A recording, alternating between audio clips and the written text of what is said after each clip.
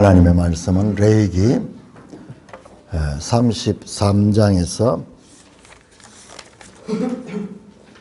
23장 33절에서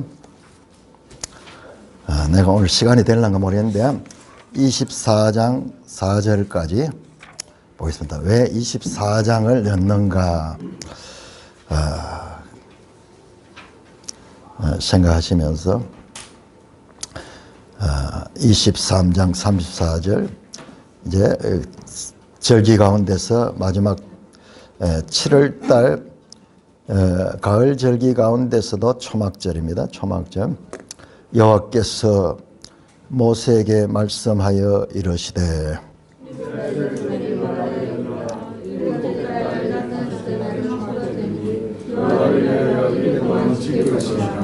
첫날에는 성회로 모일지니 너희는 아무 노동도 하지 말지며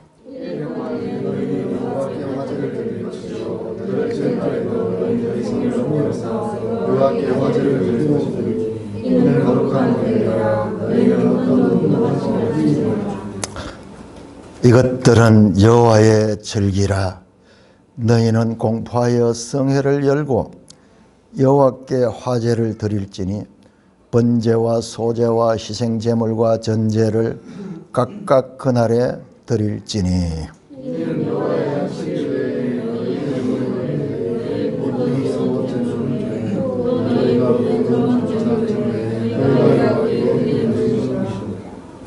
너희가 토지 소산 거두기를 마치거든 일곱째 달 15날부터 이래 동안 여호와의 절기를 지키되 첫날에도 안식하고 여덟째 날에도 안식할 것이요.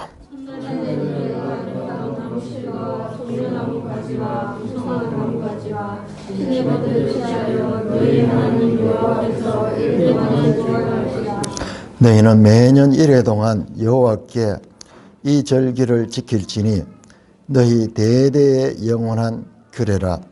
너희는 일곱째 달에 이를 지킬지니라.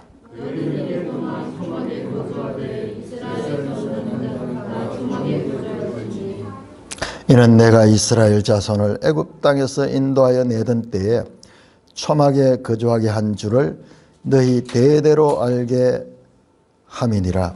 나는 너희 하나님 여호와니라. 자, 이렇게 23장 전체가 절기입니다. 절기 단락이 끝이 났어요. 그 다음 24장 1절입니다. 여호와께서 모세에게 말씀하여 이르시되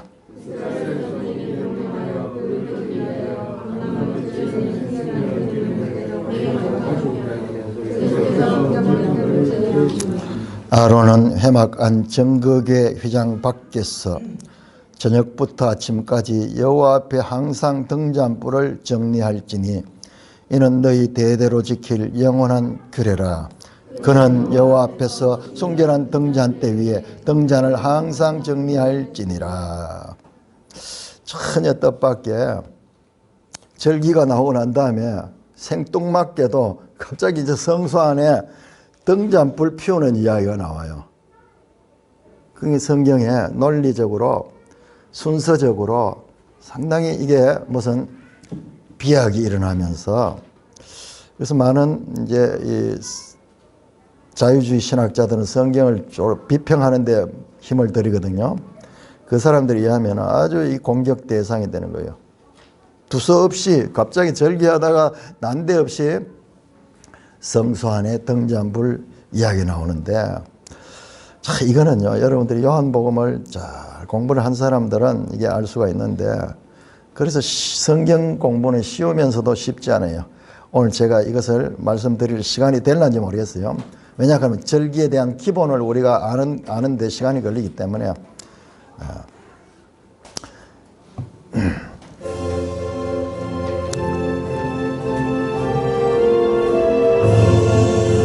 주님 우리의 마음을 여시어 말씀을 깨닫게 하옵소서.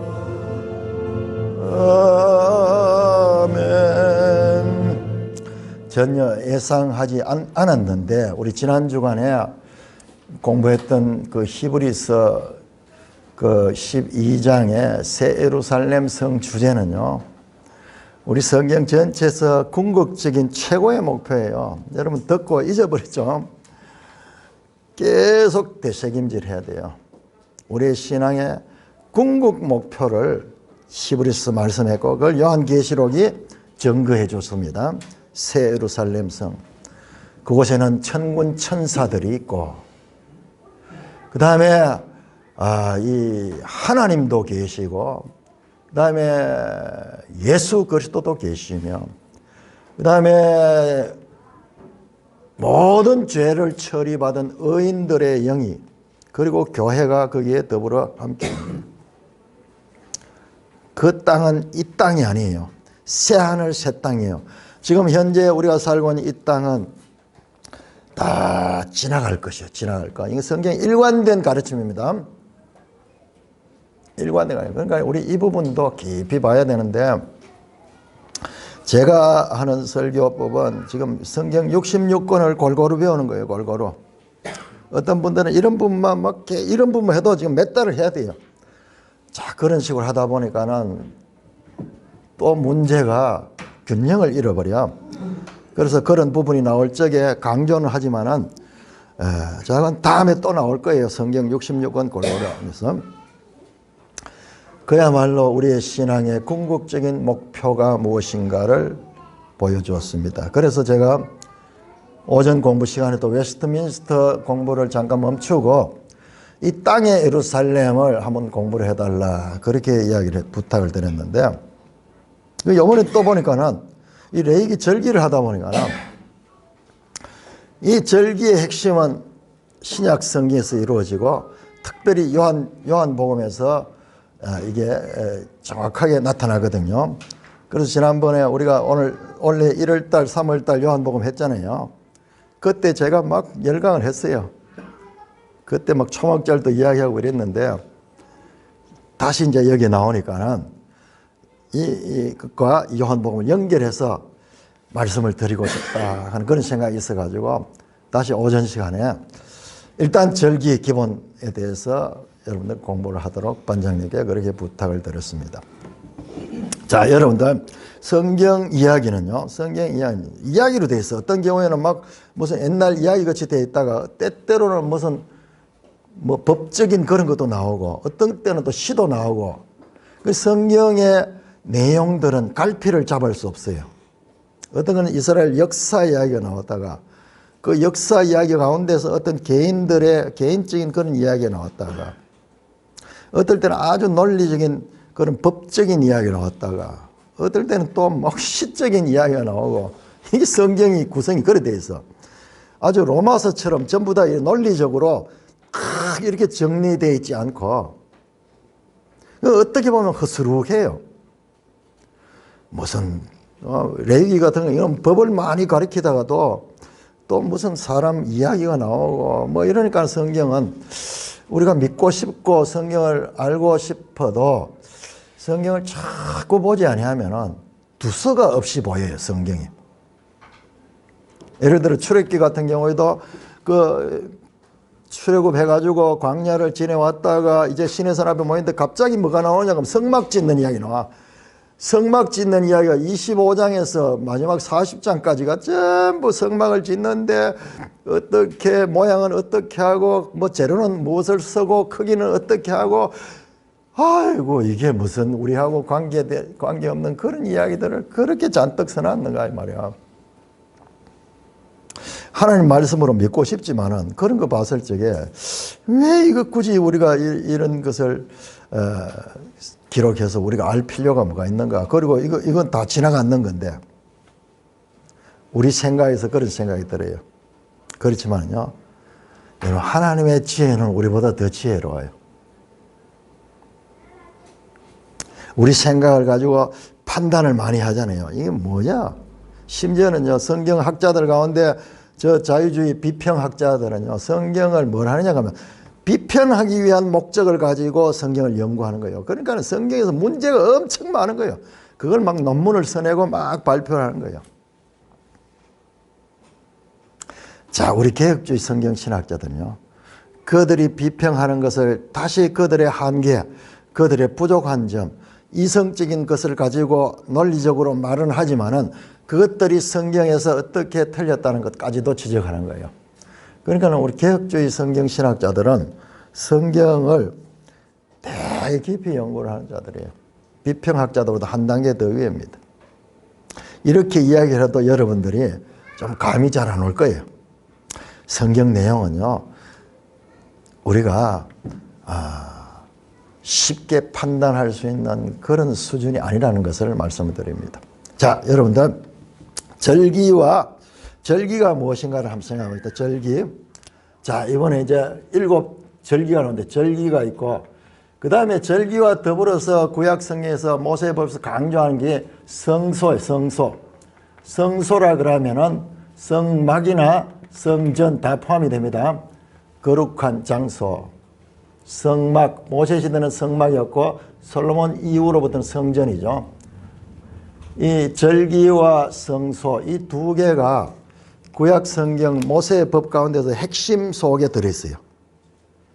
아까 이야기했듯이 출애굽기 25장부터 40장까지 이 성소, 성막 만드는 이야기거든요.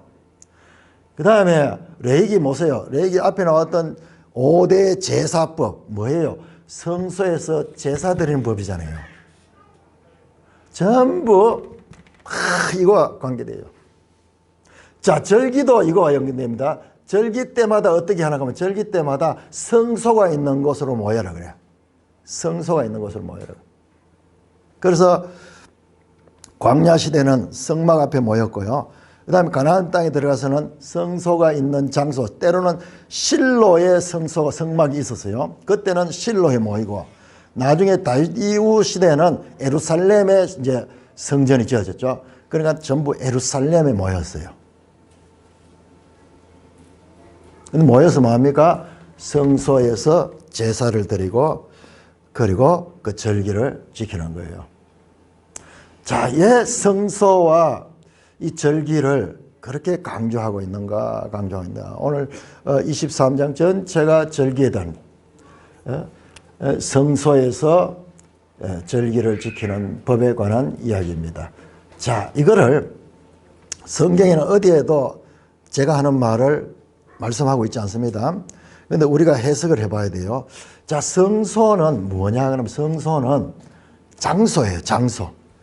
장소는 공간입니다, 공간.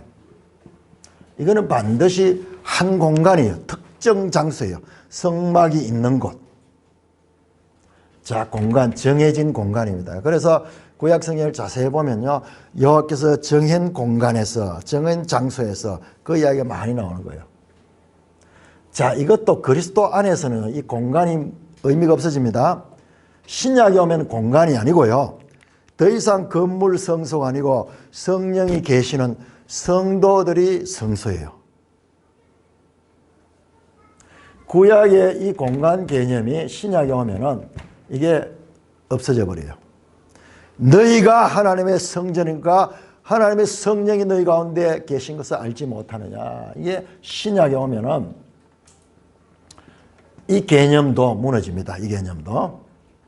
그러니까는 성소 개념도 구약에서 발전적으로 신약으로 이렇게 연결된 거예요. 이게 구원 계시의 발전성이에요.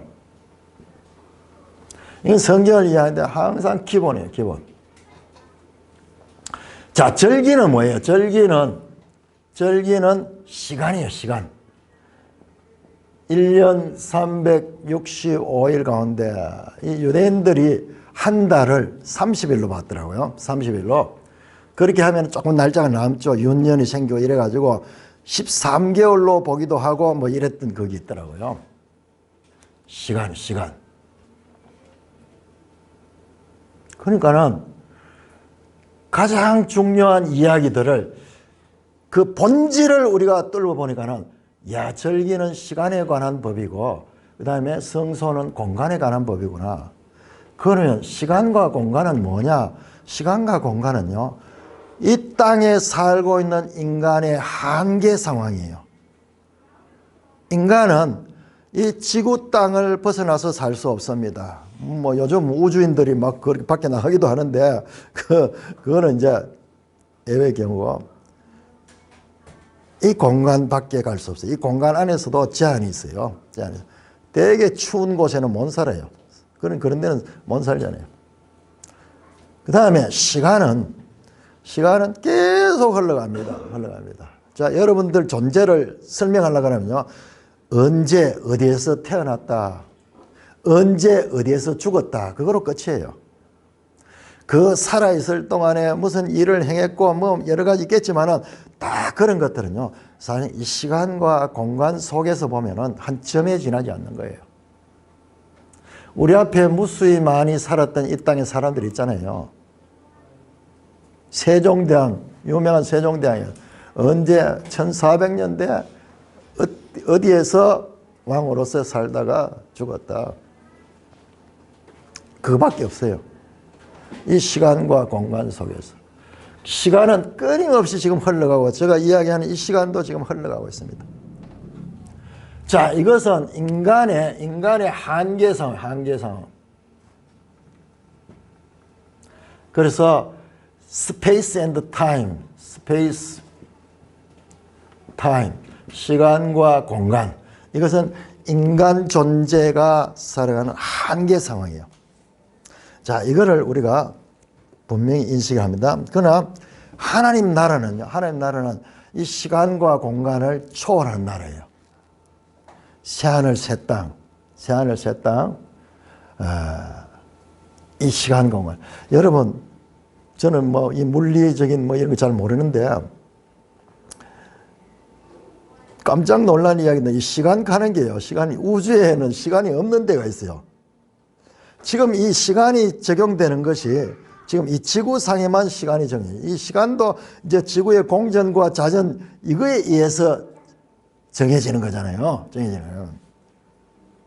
내가 잘 설명을 할 수 없는데, 두 쌍둥이가 있다 그러죠. 쌍둥이가 같은 날 태어난 쌍둥이인데, 한 사람은 우주선을 타고 저 우주 공간 밖으로 나가가지고 거기에 빛의 속도를 가지고 그렇게 살고 있고, 한 사람은 이 지구상에 있다. 그러면서 나이가 먹겠죠. 그런데 이 시간이 60년이 지나가지고 이 우주상에 로켓을 타고 가던 사람이 이 땅에 왔을 때 이 사람의 모습은 젊은 시절 그 모습 그대로고, 이 사람은 지금 박상들고 있는 거예요. 무슨 말이냐? 우리가 살고 있는 시간과 공간은요, 상대적인 거야. 절대적인 게 아니에요. 우리한테는 절대적이지만은 이 우주 전체로 봤을 때는 이것도 또한 상대적인 거예요. 그러나 이 땅에 있는 우리에게는 시간과 공간이 중요한 거예요. 그러니까 이 절기는 마치 시줄과 날줄처럼 우리 존재들을 구성하는 그와 같은 한계 상황이, 그래서 성막, 성소와 절기를 하나님께서는 그렇게 중요하게 다루고 있습니다. 이 땅에서 구별된 공간이 성소고 구별된 시간이 절기, 안식일과 절기. 시간 속에다가 할례를 행하는 거예요. 공간 속에다가 할례를 행하듯이 구별된 공간과 구별된 시간을 다루고 있는 것이 바로 이 성소와 절기입니다.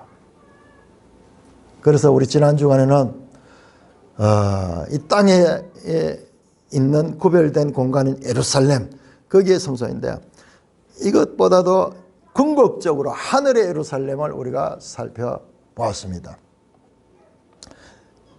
땅의 이 성소도 하늘 성소의 그림자고 모양이었다는 거죠. 자, 그렇다면 이 땅의 시간 속에서 지키는 이 절기의 실체는 무엇일까요? 절기가 궁극적으로 가리키는 것은 무엇일까요?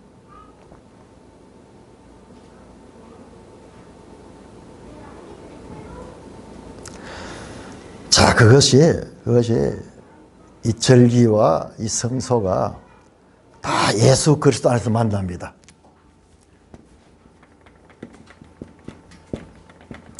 자, 이걸 설명하려고 그러면은 여러분들이 지금 이제 다시 또 따로 가야 돼요. 자, 결정적으로 그리고 결론적으로 말씀을 드리면요. 예수님께서 요한복음 2장에서 예루살렘 성전에 올라가서 이 성전을 헐라 사흘 만에 내가 다시 세우겠다. 예수님 자신이 성전이에요. 성전. 참 성전이에요. 그런 다음에 우리 성도가 성전이 되는 거예요. 성령을 보내줘서 성전이 되는 거예요. 자, 그러면은 오늘 우리가 살펴보자. 요한복음을 자세히 보면 전부 절기로 구성돼요. 절기. 예수님께서 6월절에, 그 다음에 예수님께서 초막절에, 여러분들 그냥 읽으면 그게 안 보여요. 안 보여요. 오늘 절 따라가지고 한번 보시면은, 야, 요한복음이, 그러니까 요한복음 안에서 예수 그리스도, 성전된 예수 그리스도와 절기의 왕성, 성전의 성취, 절기의 성취를 바로 예수 그리스도 안에서 만날 수 있게 될 것입니다.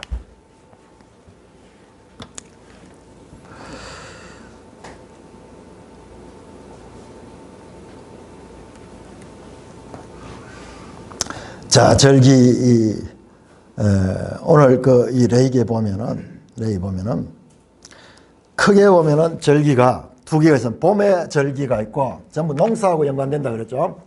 그러니까는 하나님이 누구신가 한번 보세요. 우리 인간이 살아가는 가장 긴밀한 먹고 사는 농사와 연관되어 있는 그 법을 통해 가지고 하나님의 법을 그 속에 비춰주시는 거예요. 기가 막힌 거예요. 이 절기를 주신 하나님의 뜻을 보면. 그러니까 이 구약만 알게 되면은 그냥 땅의 법만 알게 되는데 신약을 통해서 보면 이 절기가 궁극적으로 하나님의 시간표예요. 그래서 오늘 이 절기 가운데 여호와의 절기라는 말이 계속 나왔어요. 계속 나왔어요. 자, 봄절기, 가을절기가 있는데 여기에 초여름절기가 있어요. 보통 두 개로 구분하는데 이걸 땡겨가 봄절기로 넣는데 이걸 구별하는 게 맞아요. 자, 봄절기는 자 6월절 우리로 치면은 한 3, 4월 됩니다.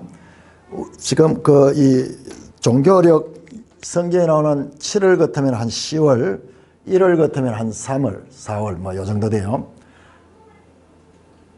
그 봄절기가 6월절이 있고 그 다음에 무교절이 있고 이렇게 됩니다.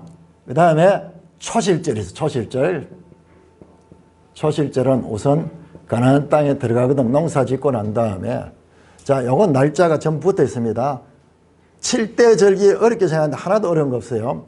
봄절기 여기 다 완성이 돼요. 1월 14일 6월절, 15일부터 무교절이에요. 무교절은 언제 동안? 7일 동안 21일까지. 그러면 초실절은 언제냐면 초실절은 요 안에 15일에서 21일 사이에 여기에 한 날이에요. 언제냐? 안식 후 첫날. 안식 후 첫날입니다. 안식 후 첫날에 초실절이에요. 왜 날짜를 규정하지를 못하냐 그러면 우리가 해마다 요일이 바뀌잖아요. 광복절 같은 그런 날이 해마다 어떨 때는 일요일이 되고 어떨 때는 월요일이 되고 어떨 때는 화요일이 되고 원래는 지금 월요일이죠. 계속 바뀌잖아요. 그래서 요일은 바뀌지만은 날짜는 언제나 그 기간 중에 나오는 안식일 다음 날. 여러분 이 절기를 자세히 보시면 안식일 이튿날 하는 말의 중요성을 기억해야 돼요. 안식일 이튿날. 그거는 그냥 뜻없이 우리가 다 보았는 거예요. 그 성경은 때때로 암시만 돼 있어요. 그걸 발견하는 사람은 그게 생명이 되고 그걸 발견하지 못하면은 그냥 뭐 지나가는 이야기 돼요. 제7일 안식일이면은 안식 후 첫날은 제8일이에요. 8일. 설명 없습니다. 성경에. 자, 이렇게 돼 있는 거예요. 그러니까 유교절, 무교절, 초실절 요거는 1월 14일에서 21일 그 안에 다 해결해요. 3개가 끝나고 3개가. 그 다음에 요 초실절로부터 7, 7 곱하기 7, 49일. 그 다음에 안식 후 첫날. 그러면 얼마입니까? 50일 되냐, 50일. 그게 바로 여기 초여름철의 절기인 77절이에요. 성경은 그냥 이 절기는 77절이라고 했어. 지금 여기는 77절 돼 있어. 다른 데 보면은 이걸 갖다 맥추절이라고도 이야기해요. 아, 그렇구나. 아, 그런데 맥추절, 그러니까 나는 이 보리 추수를 하는데 맥주, 보리, 전 보리잖아요. 그죠? 그 요번에 자세히 보니까는 이게 밀추수예요. 소맥분. 밀추수예요. 그러면 여기에 추수는 뭐냐? 여기에 추수는 보리예요. 첫 보리. 이렇게 구별을 해줘야 돼요. 자, 요 77절은 요 초실절로부터 헤아립니다. 초실절로부터 헤아려서 49일이 지난 안식일 다음 날. 자, 여기 벌써 초실절이니까 여기가 안식 후 첫날이잖아요. 그러니까는 요 49일이 되면 안식일이 되는 거예요. 그 다음에 그 안식 후 첫날이 되는 50일째가 바로 이 77절이에요. 오순절이라는 단어는요, 구약성경에 없습니다. 50일째 되는 날, 그렇게 되어 있는데, 우리 신약 성경 사도행전 2장에 가서 이 오순절이 이미 이름에 오순절이 등장해요. 너무너무 중요한 절기예요. 구약에서는 그냥 77절 숫자만 되어 있고 맥추절, 밀추수 이것 가지고는 답이 안 나요. 신약을 통해서 보면 이게 오순절이에요. 오순절. 그 다음에 가을절기가 그러면 4개 절기 되죠. 가을절기는 7월달이에요. 7월달. 요거는 1월달. 7월. 자, 종교력으로, 자, 우리 양력으로 치면은 요거는 한 3, 4월. 자, 요거는 석 달 더 하면은 여기서는 10월, 11월 요 정도 되는 거예요. 가을. 자, 가을절기 되는 건 1일 날이 나팔절. 그 다음에 속죄일, 대속죄라고 합니다. 1년에 한 차례 대속죄. 그 다음에 초막절이 있어, 초막절. 자, 나팔절은 7월 1일. 대속죄는 7월 10일. 초막절은 15일부터 21일까지예요. 15일부터 21일. 그러니까 7월 달에 딱 모여 있는 거예요. 그 1년에 3번 너희 중 남자들은 내 앞에 나타나라. 성소에 있는 거 예루살렘이겠죠. 예루살렘 갈 때가 언제냐면 이 봄에 가면은 이 한목 이거 다 지키는 거예요. 한목. 그 다음에 여름철에, 그러니까 오순절에 보니까 유대인들이 전국에서 여러 나라에서 모였잖아요. 사도행전 2장이에요. 자, 그 다음에 이제 이 초막절 중심으로 그렇게 모입니다.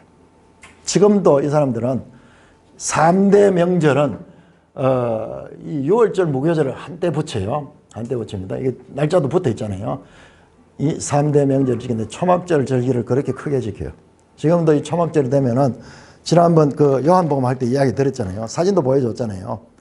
지금도 유대인들이 아파트 살면서도 그 베란다에다가 초막지가 살기도 하고, 주택 있는 사람들은 마당이나 또는 심지어는 어떤 사람이 일부러 광야에서 초막을 지어서 살기도 하고, 이렇게 철저하게 절기를 지킵니다. 자, 여러분들 이게 가지는 의미가 무엇이냐 그러면 구약으로 보면은 그냥 농사절기였죠. 자, 이게 신약에 들어오게 되면 어떻게 되냐 그러면 신약에 들어오면은, 자, 6월절에 예수님이 십자가에 죽으십니다. 여러분 성경을 자세히 보시면 계속 6월절 양 잡는 날, 오후 3시에 양 잡는데 그때 십자가에 달려 죽었어요. 그 다음에 예수님은 무덤 속에 들어가십니다. 무덤 속에. 이 무교절은 이 무덤과 연관해서 무덤. 여러분, 제가 요즘 유대인들이 이 절기를 어떻게 지키는가, 그거를 한번 알아봤어요. 알아보니까는 지금도 유대인들 절기를 지키거든요. 그럼 유월절도 지키고 다 지킵니다. 안식일도 매주 지키고 그래 하는데, 깜짝 놀랐는데 이 유월절이 되면은 이 무교절에 이 누룩 없는 떡 먹잖아요. 집안의 누룩을 다 청소합니다. 온 가족이 이게 의식적으로 그렇게 해요. 그래서 빗자루나 무슨 깃털 같은 걸 줘가지고 누룩만 제거하는 것이 아니라 누룩 든 빵 있죠. 저 사람들 주식이 떡이 빵이니까는 빵가루 같은 게 있겠죠. 빵가루 속에도 누룩이 들어있잖아요. 그러니까 그것까지 다 청소하는 거예요. 구석구석에서 집안에서 누룩을 다 제거를 합니다. 그런 다음에 어떻게 하냐. 누룩 없는 빵을 먹는데 이 빵을요, 어떻게 하는 거면 구워가지고 세마포로 사가지고 흙 속에 묻어놨다가 3일 동안 묻어놨다가 그걸 빼놔가지고 먹는데요. 깜짝 놀라서. 그리고 이 누룩 청소하는 이거는 뭐 다 알려져 있고요. 누룩을 딱 해가 세마포에다 넣어가지고 불태우기도 하고, 그리고 어떤 경우에는 이 무교병을 흙 속에 묻었다가 3일 동안 묻었다가 그걸 빼내가지고 먹는 그런 의식을 해요. 여러분 보세요. 지금 이 사람들이 이걸 하면서도 이것이 가지는, 이 의식이 가지는 의미를 모르는 거예요. 우리는 더 알겠잖아요. 예수님이 무덤 속에 3월 동안 무덤 속에 있다가 부활하신 것을 나타내는구나. 그 무덤 속에 계신 것을 나타내는구나. 그리고 누룩 없는 것은 예수님이 죄 없으시거든요. 히브리서 강조했잖아요. 그냥 다른 사람이 우리를 위해서 대신 죽어가지고 우리 죄가 대속되는 게 아니에요. 죄인이 죄인을 대속할 수 없는 거예요. 짐승의 죽음도 우리의 죄를 온전하게 대속할 수 없었지, 우리 사람이, 죄인인 사람이 죽어가지고 우리의 죄를 대속할 수 없는 거예요. 죄 없으신 예수 그리스도는 우리와 똑같은 사람의 몸을 입고 왔지만 죄는 없으시니라, 그걸 그렇게 강조했는 이유가 바로 거기에 있는 거예요.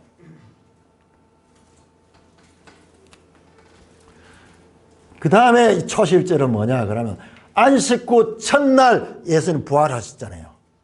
안식 후 첫날 예수님 부활하셨잖아요. 그래서 이 초실절은 부활을 가요. 부활. 자, 이게 신약에 다 나옵니다. 어디 나오나? 여기저기 흩어져 나오는데, 여러분 제대로 보면 발견할 수 있지만은 보지 못하면 이걸 발견하지 못해요. 자, 찾아보겠습니다. 자, 요한복음 1장 29절 찾아보세요. 요한복음 1장 29절. 그냥 스쳐 지나가 버려요. 그러나 이 절기를 잘 아는 사람은 이게 그리스도와 연결되는구나. 자, 요한복음 1장 29절 같이 읽습니다. 시작. 이튿날 요한이 예수께서 자기의 나오심을 보고 이르되, 보라, 세상 죄를 지고 하는 하나님의 어린 양이로다. 세상 죄를 지고 하는 하나님의 어린 양, 유월절 어린 양을 잡아가지고 그것을 유월절 식사하잖아요. 예수 그리스도가 십자가에서 유월절 어린 양으로서 세상의 죄를 지고 가는 그와 같은 어린 양이다. 그래서 아는 거예요. 자, 무교절 말씀드렸죠. 세마포에다가 누룩 없는 떡을 넣어가지고 심지어는 땅 속에 넣었다가 그렇게 먹기도 하고, 누룩을 깨끗하게 청소를 하는데, 유대인들은 그 법을 따라 그렇게 하고 전통을 따라 하면서도 그 의미를 모르는 거예요. 지금도 이 의식만 지키고 있는 거예요. 자, 초실절은 뭐냐? 자, 여러분 고린도전서 15장 찾아보세요. 고린도전서 15장. 고린도전서 15장은 부활에 관한 장이죠. 15장. 자, 20절 같이 읽습니다. 시작. 그러나 이제 그리스도께서 죽은 자 가운데서 다시 살아나사 잠자는 자들의 첫 열매가 됐다. 자, 그리스도께서 죽은 자 가운데서 다시 살아났습니다. 부활하셨습니다. 그것은 뭐냐 하면 잠자는 자들. 자, 우리들도 다 죽습니다. 다 죽습니다. 예수님도 죽음을 경험하고 그 죽음에서 처음 부활하셨어. 처음 부활하셨어. 그렇듯이 우리 모든 죽은 사람들도 다시 부활할 거예요. 다시 부활할 거예요. 그래서 잠자는 자들 뭐가 됐다고? 첫 열매. 첫 열매가 초실이잖아요. 초실을 우리 한글로 풀어서면 첫 열매고, 첫 열매를 한자어로 하면 초실이잖아요. 초실. 23절. 그러나 각각 자기 차례되니 먼저는 첫 열매인 그리스도요. 다음에는 그가 강림할 때 그에게 속한 자요. 예수님이 재림하실 때 그의 속한 자들, 새 예루살렘에 들어갈 자들이 뭐냐 그러면 부활에 참여하는 부활에 참여합니다.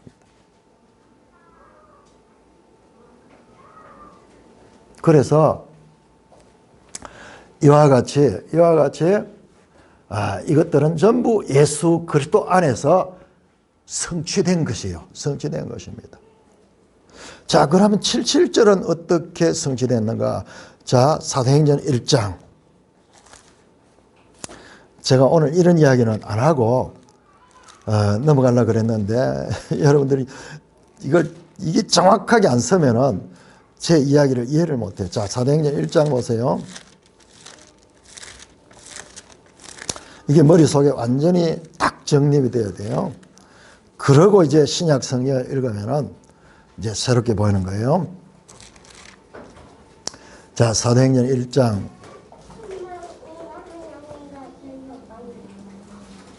3절입니다. 예수님이 부활하셨습니다. 부활하셔서 얼마 동안 이 땅에 계셨느냐?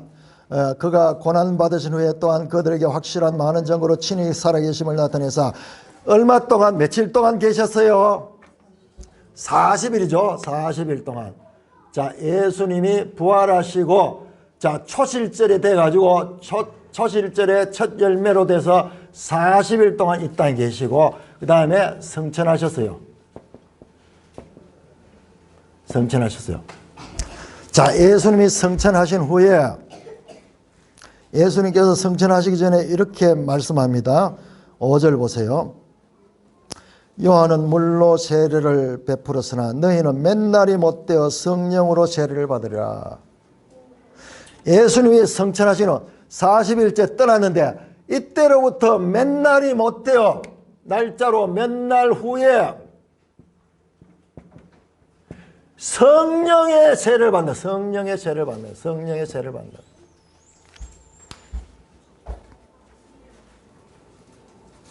그래서 예수님의 이 말씀을 듣고 제자들이 예루살렘에 모여가지고 소위 마가의 다락방이라는 곳에 모여가지고 함께 기도하고 예수님의 말씀대로 맨날 동안 모여 기도하고 있는 거예요.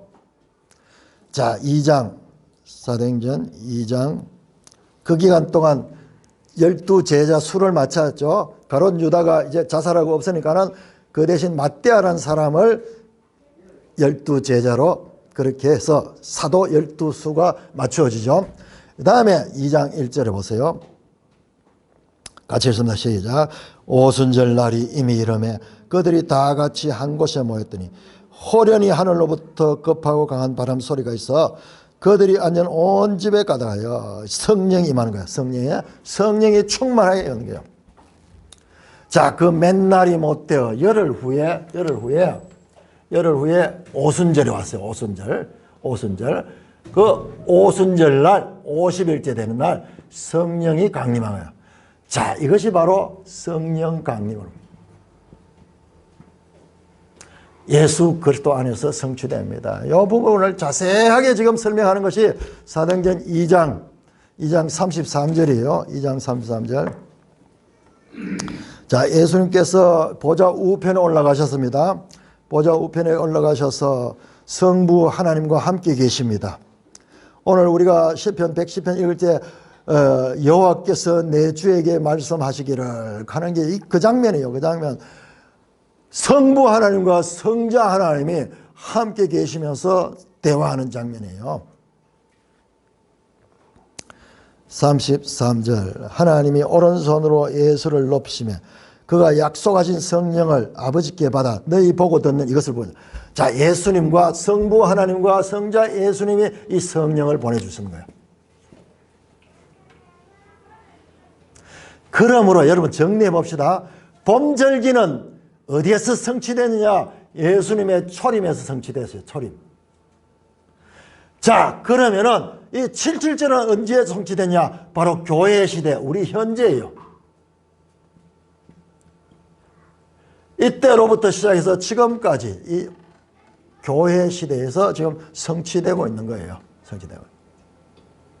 자, 그렇다면은 이 가을절기는요. 가을절기는 예수님의 재림 때 성취될 것이에요.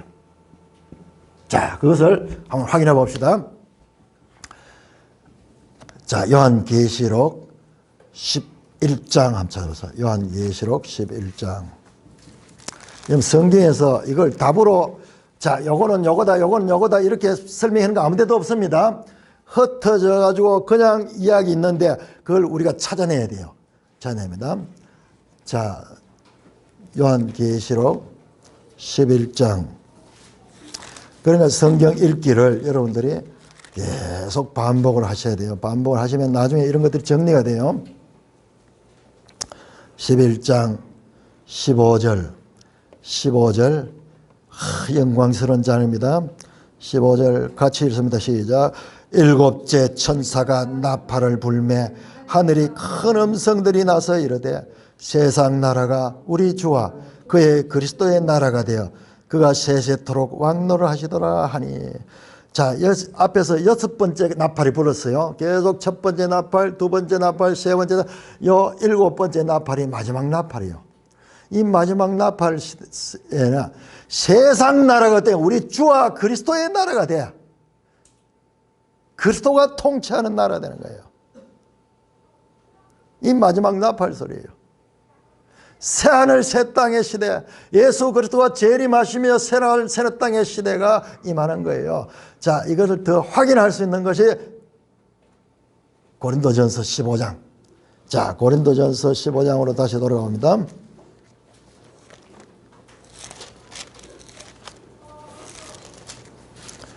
고린도전서 15장 51절 52절 51절 52절 같이 큰 소리를 씁니다. 시작. 보라 내가 너희에게 비밀을 말하노니 우리가 다 잠잘 것이 아니요 마지막 나팔에 순식간에 호련히 다 변화되리니 나팔 소리가 나매 죽은 자들이 썩지 아니할 것으로 다시 살아나고 우리도 변화되리라. 여러분들 우리 히브리서 할 때 봤죠?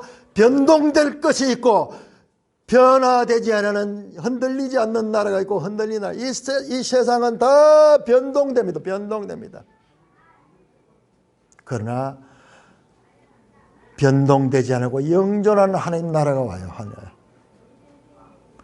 이 7째 나팔 소리 마지막 나팔 때 다 변화되는 거예요. 이게 예수님의 재림의 때예요. 그때요 죽은 자들도 예수님이 부활하셨듯이 무교절에 예수님이 부활하듯이 이때 이 나팔 소리 날 때 죽은 자들을 죽은 성도들이 부활하고 변화하는 거예요. 신령한 몸을 입어요. 신령한 몸. 이 육체의 몸하고 다릅니다. 다른 신령한 몸을 입어요. 이건 우리가 설명할 수 없어요. 예수님이 부활하실 때 몸 그와 같은 몸일 거예요. 부활하셨는데 이런 공간과 시간을 초월하시는 몸이에요. 제자들이 문을 닫고 집안에 있는데 부활하신 예수님 쑥 들어오셨어. 그 예수님이 또한 갈릴리에도 나타나셨어. 나팔 소리 나면 썩지 않을 것으로 다시 살아나고 우리도 변화되라. 이 변화가요 새하늘 새 땅으로의 그 변화로 들어가는 거예요.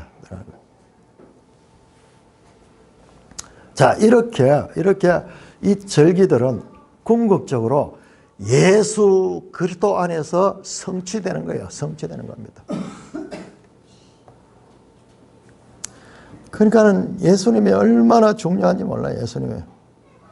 그냥 우리의 죄를 대속해 주신 예수님 이 차원에서 이제 우리는 히브리서를 통해서 현재적으로 대제사장으로, 제가 이것은 아직까지 확인을 못했지만은 제가 이번에 히브리서를 공부하면 이 대속죄일의 의미도 알게 됐어요. 내가 이 두 개를 소개 안 했네요. 자, 대속죄일의 의미도 제가 이번에 말씀을 드리고, 이거 어디에도 안 나오는 내용이요. 자, 여러분 6월절에 십자가로 우리의 죄를 다 대속해 주셨는데 십자가거든요. 그러면 이 대속죄일은 뭐냐? 요거는 1년에 한 차례예요. 1년에 한 차례.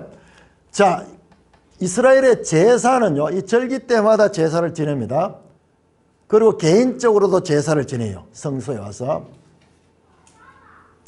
대속죄일은 1년에 한 차례예요. 대제사장의 모든 백성의 죄를 다 그날 처리한 날이에요. 여기 레위기 16장에 자세히 나와 있어요.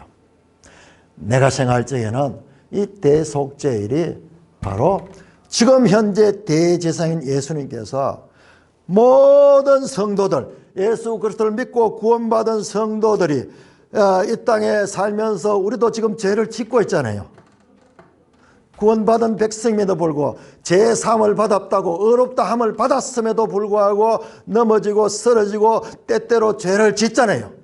그 죄들 한 사람 한 사람 개개인들의 그 죄들까지 완전히 이때 깨끗이 정결케 하여, 그래서 여기에 들어가는 자는요, 죄와 상관이 없는 자예요. 그럴 것 같아요. 이건 내가 좀 더 깊이 연구를 해보겠습니다만은, 이번에 히브리서를 보니까는 이게 자칫하면은 예수님의 십자가의 대속 사역과 현재 대속 사역이 막 이중으로 되거든요. 그런데 이 두 가지가 그렇게 구별이 될 것 같아요. 초막절은 뭐냐? 초막절은 영원한 안식에 들어가는 거예요. 자, 여러분들 요한계시록 21장, 그러니까 이 절기 이야기를 하면은 이게 지금 스케일이 성경 전체를 다 이야기하는, 자, 21장 2절 3절 한번 보세요. 2절 3절. 자, 21장 2절 3절 같이 읽습니다. 시작. 또 내가 보매 거룩한 성 새 예루살렘이 하나님께로부터 하늘에서 내려오니 그 준비한 것이 신부가 남편을 위하여 단장한 것 같더라. 내가 들으니 보좌에서 큰 음성이 나서 이르되 보라, 하나님의 장막이 사람들과 함께 있으며 하나님이 그들과 함께 계시더니 그들은 하나님의 백성이 되고 하나님은 친히 그들과 함께 계신다. 하나님의 장막이, 초막절이 장막절, 수장절 다 통하거든요. 초막절이 장막이. 이 하나님의 장막이 사람들과 함께 되는 바로 새 예루살렘 성이에요. 새 예루살렘 성에 그때 하나님과 영원히 하나님과 그 백성들이 함께 하는 그 초막절, 이 초막절 절기와 그리고 성소가 다 성취되는 게 바로 이 초막절 절기예요. 초막절. 그래서 이것은 예수님의 초림, 이것은 예수님의 재림과 궁극적으로 가면 연결되는데, 유대인들은 지금도 이것을 절기를 철저히 지키면서 예수 그리스도가 없기 때문에 계속 이 예식만 반복하고 있는 안타까운 것입니다. 뿐만 아니라 우리 신약의 성도들, 교회는요, 이것을 성경을 통해서, 신약을 통해서 이것을 다 알고, 이게 하나님의 시간표예요. 하나님의 시간표. 자, 오늘 제가 본론을, 자, 요한복음을 한번 펴보세요. 요한복음.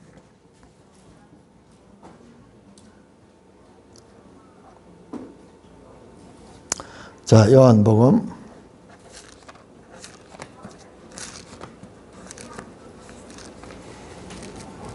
요한복음 우리가 지난번에도 했고, 그런데,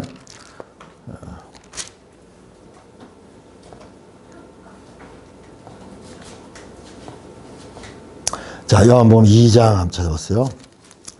자, 여러분, 요한복음 슬쩍 한번 훑어봅니다. 요한복음 2장 13절 유대인의 유월절이 가까운지라. 자, 예수님이 유월절에 맞춰가지고 예루살렘에 올라가려고 유대인의 유월절이 가까운지라. 23절 유월절에 예수께서 예루살렘에 계시니 예수님이 유월절에 예루살렘에 가셨어요. 그 다음에 6장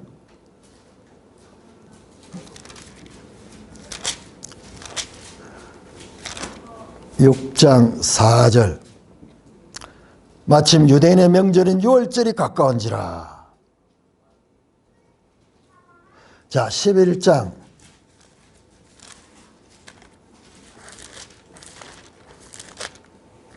55절 유대인의 유월절이 가까우매 많은 사람이 자기를 성결하게 하기 위하여 유월절 전에 시골에서 예루살렘으로 올라갔더니 모세의 법을 따라 이때까지도 유대인들이 이 절기를 지키고 있잖아요.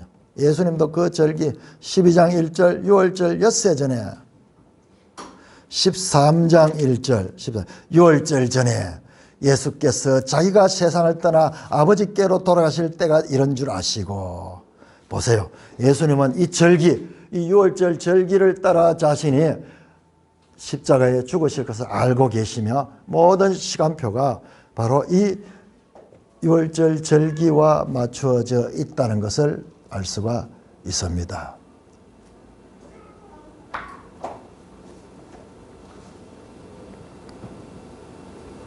자, 5장 요한복음 5장 1절 보면은 지난번 할 때도 말씀을 드렸는데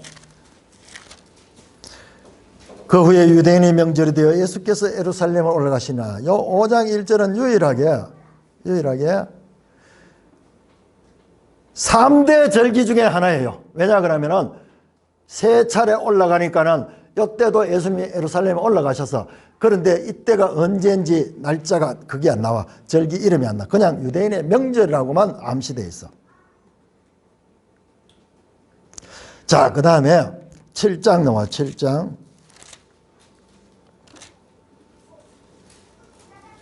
2절 유대인의 명절인 초막절이 가까운지라. 초막절 나오죠. 초막절. 자, 유월절 여러 번 나왔죠. 그 다음에 초막절도 나왔죠. 요한복음에서 빠진 게 7.7절 요거는 빠졌어요. 내 생각에는 요 5장 1절에 그냥 유대인의 명절을 라고 표현했는 요것이 7.7절일 것이라고 생각이 됩니다. 왜냐 그러면은 여러분 성경은요 때때로 중요한 걸 숨겨 놓습니다. 그러니까 금을 찾는 것이 은을 찾는 것이 감추인 보화를 찾는 것이 계속 찾는 사람은 그것을 찾을 수 있어요. 찾을 수 있도록 다 만들어 놨어요. 그러니까 우리 구원이요 하나님의 은혜로 되는 거지만은 그럼에도 불구하고 얼마나 우리가 책임적으로 노력해야 될 것이 있는지 몰라요. 뿐만 아니라 왜 이것이 오순절일 수 있냐 그럼 여러분 오순절은 뭐예요? 성령 강림이죠. 성령 강림이죠. 자, 여러분께 묻습니다. 이 성령 강림에 대해서 요한복음에서 가르치고 있는 부분이 어딜까요? 그렇습니다. 다락방 강화입니다. 다락방 강화는 요한복음 14장에서 16장까지예요. 예수님의 가르침 가운데서 가장 길게 나오는 것이 이 다락방 강화입니다. 이 마지막 다락방 강화인데 다락방 강화의 주제는 보혜사 성령이에요. 보혜사 성령을 보내겠다는 그와 같은 말씀입니다. 자, 한번 찾아보세요. 자, 요한복음 14장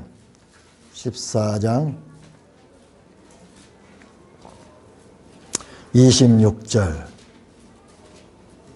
보혜사 곧 아버지께서 내 이름으로 보내실 성령 그가 너에게 모든 것을 가르치고 내가 너희 말한 것을 생각하겠다.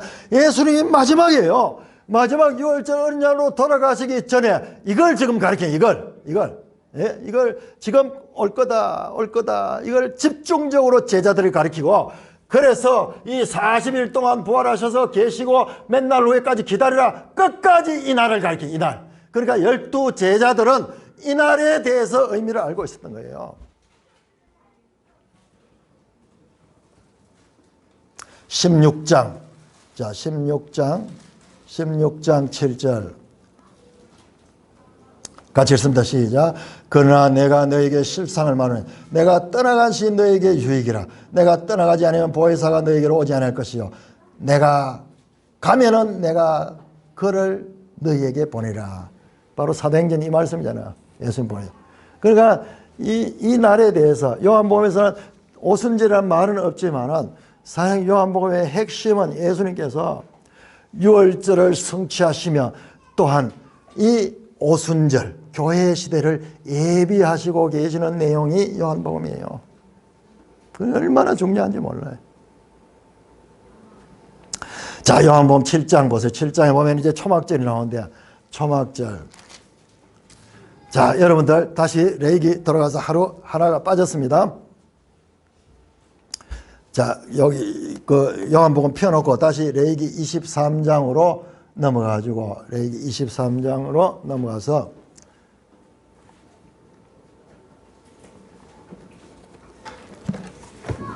표시해 놓고요. 다시 돌아야 됩니다. 레위기 23장 36절 보세요. 36절. 자, 초막절 절기가 7월 15일에서 21일이에요. 여기 7일간입니다. 그 다음에 여덟째 날이 나와. 8일이 나와. 8일. 자, 여덟째 날은 초막절하고 다릅니다. 여덟째 날. 자, 레위기 23장 3절. 여덟째 날은 너희도 성회로 모여서 여호와께 화제를 들지니 거룩한 대회라. 이 날을 거룩한 대회날로 구별합니다. 제가 지난번에 요한복음 하면서 이거 되게 열심히 했습니다. 자, 이거 이 민수기 29장에 보면 장엄한 대회라는, 뭔지 모르지만 이 날이 엄청 중요한 날이야. 자, 여러분 자세히 한번 보세요. 성경에 전부 암시되어 있어서. 자, 여기에 이 초실절도 안식 후 첫날 시작해가지고 안식 후 첫날 해가지고 7절도 안식 후 첫날 오순절. 그 다음에 이 초막절도 초막절 7일간 기간이 끝나고 8일째 되는 날. 이 날이 숨어 있어요. 이 날이 숨어 있습니다. 자, 7장 요한복음 다시 돌아옵니다. 요한복음 7장 37절. 요한복음 7장 37절. 같이 읽습니다. 시작. 명절 끝날 곧 큰 날에 예수께서 서서 외쳐 이르시되. 자, 이 명절이 언제죠? 이 명절이 언제입니까? 초막절이죠. 초막절. 7장은 초막절 이야기입니다. 초막절에. 그러니 예수님이 지금 이 절기를 따라가지고 자기가 지금 이 절기를 성취하시고 계시는 거예요. 자, 초막절 명절 끝날 큰 날이 언제냐? 제가 지난번에 하면서 이야기했는데 요 7월 21일이냐 7월 요건 8일째 22일이거든요. 22일이냐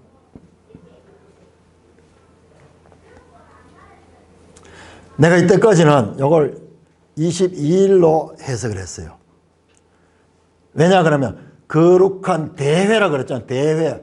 대회니까는 이게 크게 모이는 자잖아요. 그건 큰 날이다. 무조건 그렇게 생각했어요.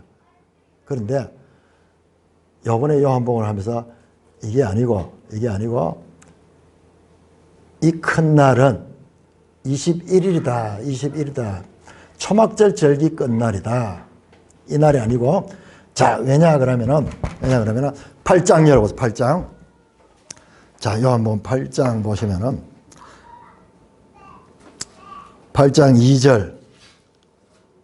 예수는 감람산에 가시다. 요 가신 날이 언제냐 하면 요 마지막 날이에요. 마지막 날 가시다가 이튿날 아침에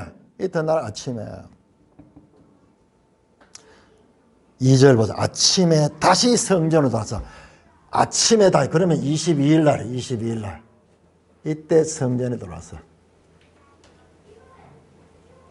그러면서 여기서 간음 중에 잡힌 여자를 자유하게 하는 사건이 나오고요.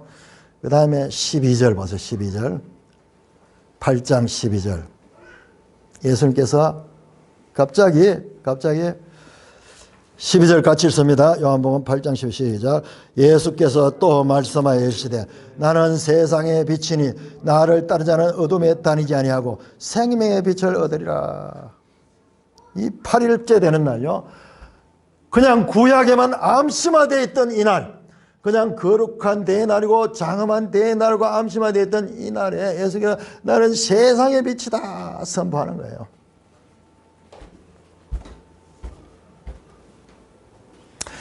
다음에 9장 한번 열어보세요. 9장 5절. 자, 8장 9장이 연결되는데요. 9장에서 갑자기 뭐 나냐. 날 때부터 맹인된 자가 나와요. 그 맹인된 자를 예수님께서 그 눈을 뜨게 합니다. 눈을 뜨게 합니다. 그러면서 예수님께서 이렇게 말씀합니다. 9장 5절 같이 읽으면 시작. 내가 세상에 있는 동안에는 세상의 빛이라. 예수님이에요.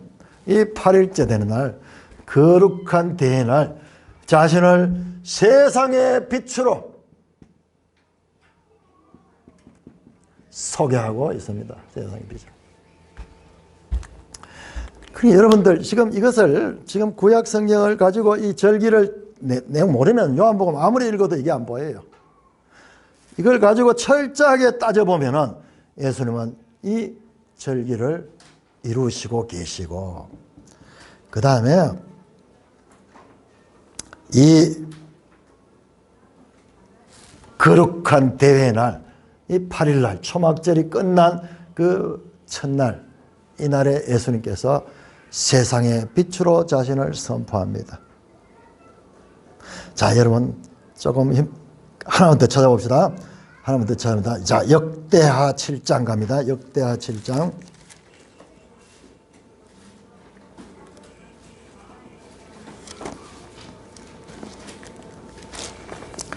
구약 성경 역대하 7장. 솔로몬이 이제 성전을 다 짓는 날, 성전을 다 짓는 그 이야기예요. 언제 성전을 다 완공했는가? 7장부터 성전 낙성인데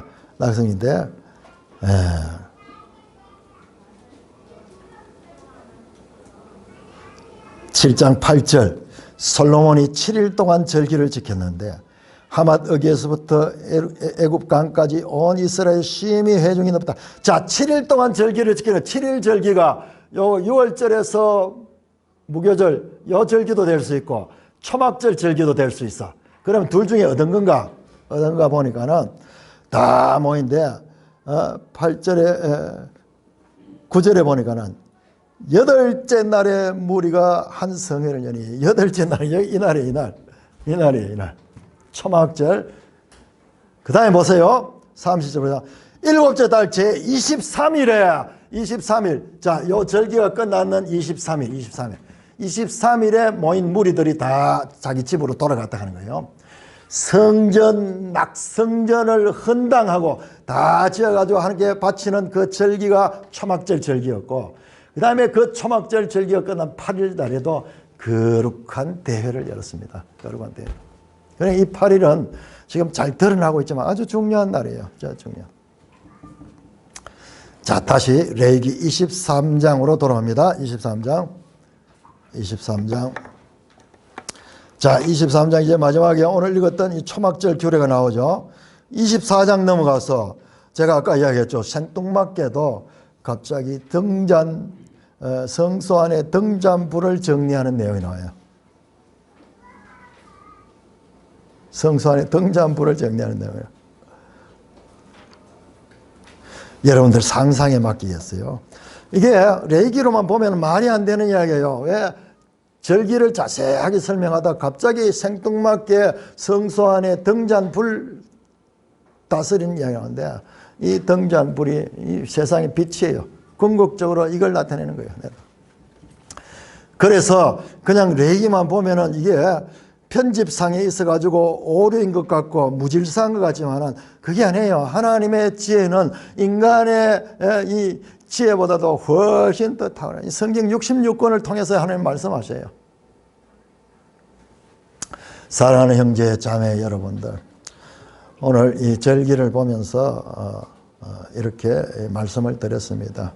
여러분, 이 절기를 통해서 성경은요 얼마나 정확한 하나님의 말씀인가를 알 수 있는 거예요. 그냥 아무리 읽어도 이게 안 보여요. 그런데 우리가 한번 이 절기의 구약의 레위기를 가지고 지금 요한복음을 잠시만 비춰봐도 철저하게 이 절기를 이루는 거예요. 그런데 요한복음에 보면 뭐라고 나오니까 유대인의 절기라는, 유대인의 명절. 그런데 레위기는 레위기 23장 1절 보세요. 23장 1절. 2절입니다. 23장 2절. 이것이 나의 절기라. 여호와의 절기다. 그 다음에 4절도 여호와의 절기다. 제일 마지막도 23장 44절 여호와의 절기다. 이 여호와의 절기, 하나님의 시간표에 의해서 예수 그리스도가 이 땅에 왔고, 예수님이 이 땅에서 온 이후 요한복음에는 전부 다 유대인의 명절 나오죠. 유대인의 명절. 유대인의 명절. 왜? 이 절기의 실체이신, 절기의 실체이신 여호와의 절기를 성취하신 예수 그리스도가 이 땅에 오심부터 이제 이 절기들은 유대인의 명절에 지나지 않는, 명절에 지나지 않는 모든 절기는 예수 그리스도 안에서 성취되었기 때문에 그런 것입니다. 여러분, 오늘 저는 이 레위기를 하면서 여러분들 이걸 다 이해할 수 없어요. 이걸 이해하려고 하면은 성경을 계속 읽고 다, 그리고 제가 비약이 많았어요. 비약 없이는 이 짧은 시간에 설명할 수 없습니다. 그럼에도 불구하고 여러분, 성경이 어떤 책인가, 성경이 어떠한 책인가 맛이라도 봐야 돼요. 그리고 우리가 성경을 어떻게 읽을 것인가. 오늘날 교회의 문제는요, 교회의 문제는 이 성경을 하나님의 말씀이라고 입술로는 고백하며 성경이 가장 중요하다 말은 하지만은 실제로는 성경을 상당히 무시해버려요. 성경 몇 절 읽어놓고 전부 인간 이야기 하고 싶으면 딴 이야기 다 해버려요. 그리고 성경에서 성경으로 일관되게 성경의 가르침을 쫓지 않습니다. 그러므로 비가 만약 홍수가 넘치는 그 가운데도 정작 마실 물이 없어서 사람들이 죽어간다. 그 물을 마시면 오염이 돼가지고 병들어버려. 정작 생수가 귀한 거예요. 오늘날 우리 곳곳에서 말씀들이 넘쳐나죠. 인터넷으로도 엉덩 넘쳐나지만은 그 가운데 정말 생수를 찾아 마실 수 있어야 됩니다. 한 권 한 권. 여기에 왕도가 없습니다. 레위기, 히브리서면 회입에서 우리에게 주어진 이 말씀들을 한 권 한 권 정독을 하면서 그 말씀의 뜻들을 바르게 알면서 성경으로 성경을 이해하며 이 성경이 진정으로 말하고자 하는 하나님의 그 깊으신 뜻을 깨닫고 이 땅에서부터 예루살렘 성의 성도다운 삶을 살아내는 저와 여러분 되시기를 주님의 이름으로 축원합니다.